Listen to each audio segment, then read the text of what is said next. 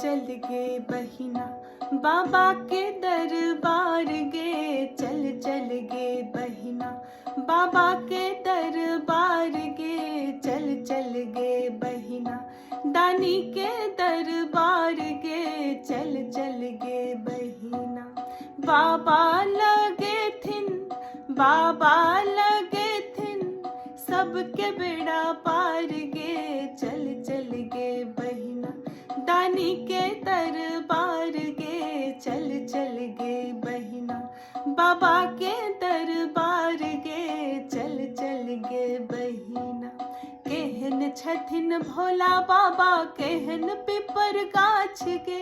केहन छथिन भोला बाबा केहन पिपर गाछ गे, केहन छथिन नाग बाबा केहन छथिन नाग बाबा, छोरथ फुफकार गे, चल चल गे बहिना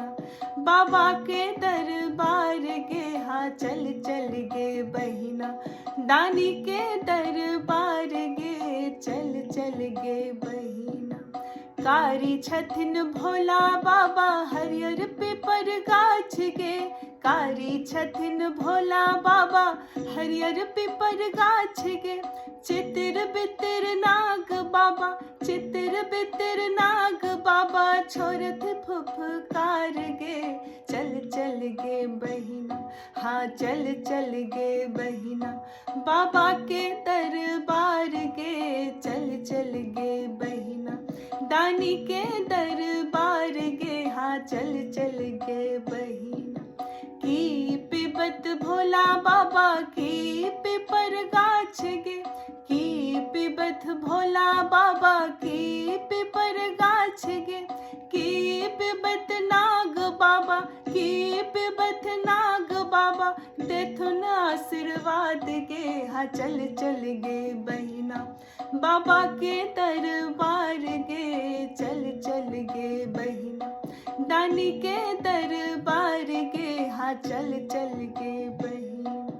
भांग पिबत भोला बाबा जल पिपर गाछ गे, भांग पिबत भोला बाबा जल पिपर गाछ गे, लाबा दूध नाग बाबा लाबा दूध नाग बाबा, देथिन आशीर्वाद गे,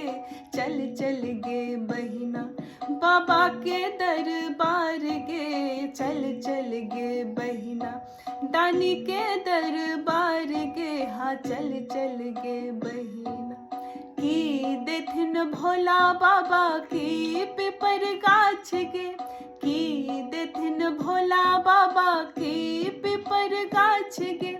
की देथिन नाग बाबा की देथिन नाग बाबा, छोरथ फुफकार गे, चल चल गे बहिना दानी के दरबार गे, हाँ चल चल गे बहिना बाबा के दरबार गे, हाँ चल चल गे बहिना। भाग्य लिखत भोला बाबा सुहाग पिपर गाछ गे, भाग्य लिखत भोला बाबा सुहाग पिपर गाछ गे, कष्ट हरथि नाग बाबा कष्ट हरथि नाग बाबा, देथिन आशीर्वाद गे, चल चल गे बहिना दानी के दरबार गे, हाँ चल चल गे